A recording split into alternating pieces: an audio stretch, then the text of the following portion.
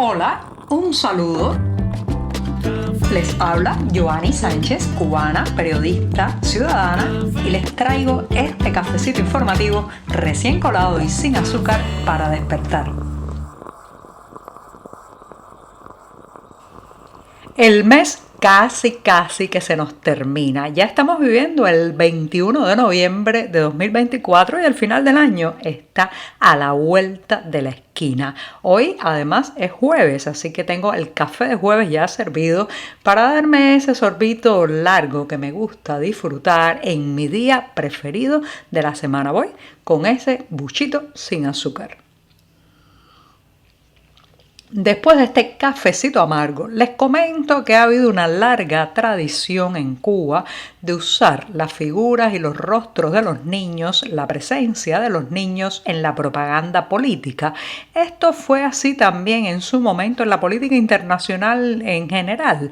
Las imágenes de mandatarios, funcionarios cargando o besando niños pequeños, saludando a un bebé, teniendo en su regazo también a un niño para demostrar afabilidad, cariño y protección.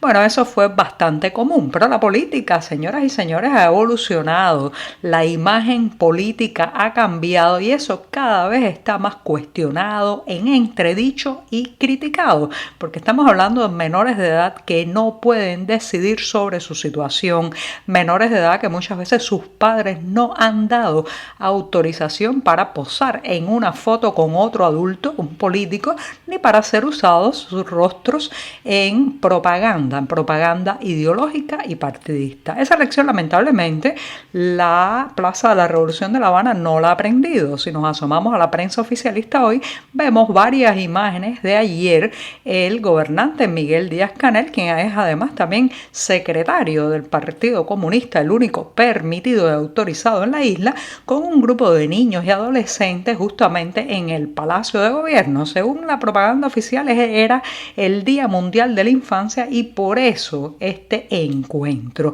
Sin embargo, vale la pena cuestionarse y preguntarse si todos los padres de estos niños y adolescentes que asistieron a este encuentro con Díaz-Canel sabían lo que iba a ocurrir, autorizaron la difusión de las imágenes de sus hijos menores de edad en la prensa oficial. Esto es una marca para el futuro, porque muchos de esos niños terminarán como el resto de la población cubana emigrando, decidiendo un futuro separados del poder cubano, y esto quedará como un historial, como una mancha vital que tendrán que cargar lamentablemente. ¿Saben los adultos involucrados en estas situaciones lo que esto significa para la vida de estos niños? Tomaron las precauciones, se pidió la autorización de sus familiares adultos para poder fotografiarlos. Hay muchas preguntas y lamentablemente las respuestas apuntan a que no, a que la impunidad, la desvergüenza y la falta de humildad a la hora de tratar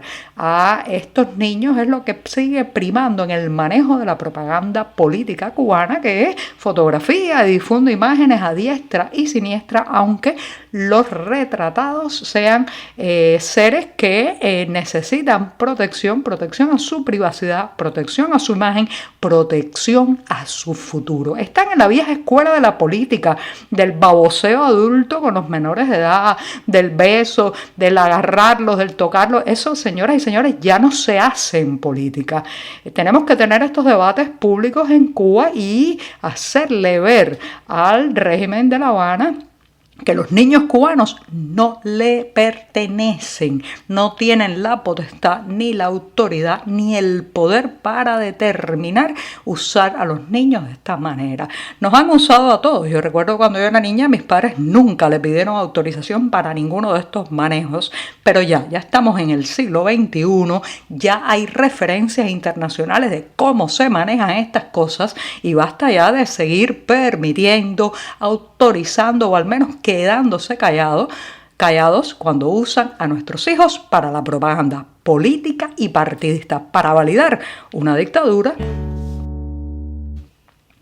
En mitad de uno de los déficits eléctricos mayores de todo este año, hoy, por ejemplo, hoy jueves, el reporte de la Unión Eléctrica de Cuba cifra el déficit en casi 1.500 megawatts de los 3.000 y un poco más que hay de demanda en toda la isla. O sea, si se completaran esos 3.000 en teoría, no habría necesidad de apelar a los largos apagones y sin embargo, pues falta prácticamente la mitad de lo necesario para alumbrar los hogares cubanos. Bueno, pues en medio de ese déficit y de la salida por reparaciones de la mayor termoeléctrica del país, estoy hablando de la Antonio Guiteras, ubicada en la provincia de Matanzas, pues este miércoles han llegado al puerto de Matanzas 2 buques tanqueros. Se trata, por un lado, del petrolero alemán Sea Marlin, que llegó procedente de un puerto en Dinamarca con aproximadamente 38.000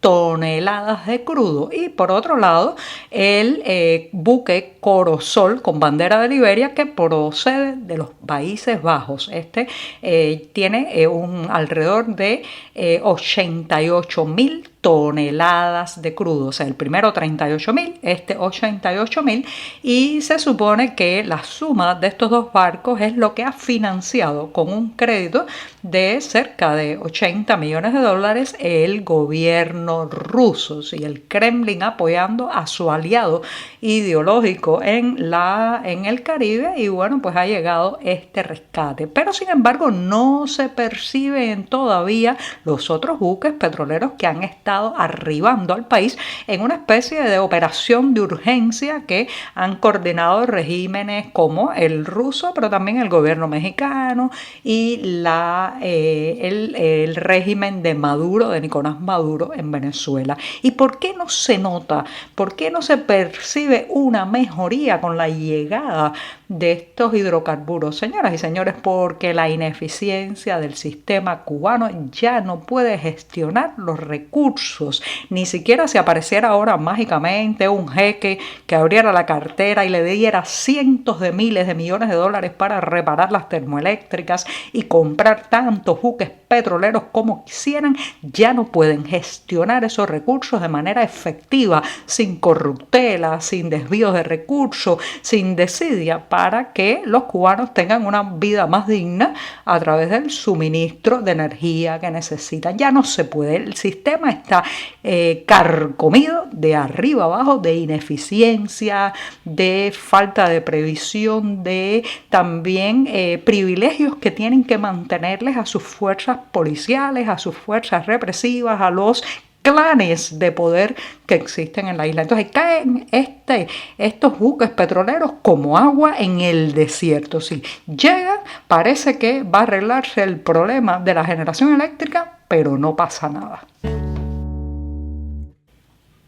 A primera hora de este jueves, el Consejo para la Transición Democrática en Cuba ha enviado un mensaje de alerta porque el activista, opositor y líder de la Unión Patriótica de Cuba, estoy hablando de José Daniel Ferrer, está ingresado en el hospital de la prisión de Boniato. Esto es en la provincia de Santiago de Cuba. Ha tenido que ser trasladado desde la cárcel de Mar Verde, donde estaba, porque ha sufrido una agresión. Les recuerdo que Ferrer está detenido y en prisión desde el 11 de julio de 2021, cuando intentó unirse a las protestas populares que sacudieron la isla en esos días. La hermana del opositor, Anabelki Ferrer, ha dado la noticia de esta golpiza y la posterior hospitalización del líder opositor a través de sus redes sociales, y bueno, pues asegura que ha recibido esta información el miércoles y que bueno, pues en la tarde del martes 19 de noviembre fue que finalmente fueron informados de esta paliza brutal. Asegura que ha sido brutalmente golpeado y sacado de la prisión Mar Verde. Está confinado en la prisión de Boniato, según ha asegurado un familiar sobre este ingreso al hospital del centro penitenciario. Hay una exigencia no solamente por parte de la familia, sino también del Consejo para la Transición Democrática en Cuba, que Bueno, pues den una muestra de vida de Ferrer de manera inmediata y responsabilizan, claro está, a las autoridades carcelarias y al régimen de la integridad física y psicológica del líder de la Unión Patriótica de Cuba. Además, piden la libertad de todos los detenidos por cuestiones políticas en la isla. Hay que seguir la evolución de esta situación. Recuerden que Ferrer lleva más de 20 meses continuados que no se le permite ser visitado por su familia, que se han recortado sus derechos como preso, como prisionero político en este caso, se le restringen las llamadas telefónicas, se le ha condenado también a una estrecha celda de castigo. Ahora se suma un elemento más a la violación de sus derechos y es la golpiza que ha recibido, de la cual todavía no se tienen detalles, pero que hay que reclamar para obtener una fe de vida, como dicen sus allegados, de que está respirando, que puede comunicarse con sus familias y dónde está realmente. Saben que estas informaciones de los prisioneros políticos se manejan con mucho oscurantismo y con muy poca transparencia. ¿Quién no se rió en aquellos años 80, unos años donde la censura, el control sobre la difusión artística y la grisura general de todo el panorama creativo eran el día a día de los cubanos? ¿Quién no se rió con aquella película, una comedia romántica que llevaba por título Los pájaros tirándole a la escopeta y que pues asumía de cerca las relaciones familiares que son tan complicadas, sobre todo en un país donde el hacinamiento, los problemas habitacionales obligan a las jóvenes parejas a convivir con padres, abuelos, suegras, suegros y en fin, toda la familia en medio del nuevo matrimonio que nace. Bueno, pues ahora esa historia de los pájaros tirándole a la escopeta llega a Miami, pero no como película, sino como obra teatral. Sí, esta pieza está inspirada en el largometraje que fue visto por millones de personas y cuenta el elenco de este espectáculo también a dos protagonistas de aquel filme. Se tratan de el actor Alberto Puyol y la actriz Beatriz Valdés. También se sumarán al elenco otras figuras como Susana Pérez, muy conocida por el público cubano, Carlos Cruz, y todo esto bajo la dirección de Yusnel Suárez. Estará en cartelera a partir del 6 de diciembre próximo, reitero, en la ciudad de Miami, la capital del exilio cubano, en Florida, Estados Unidos. Pasen por la cartelera del diario digital 14:30 y encontrarán más detalles. Y con esto sí, cierro la puerta del cafecito de hoy y dejo abierta una rendija para mañana, el último programa de esta semana. Muchas gracias. Por hoy es todo. Te espero mañana a la misma hora. Síguenos en 14medio.com. También estamos en Facebook, Twitter, Instagram y en tu WhatsApp. No olvides, claro está, compartir nuestro cafecito informativo con tus amigos.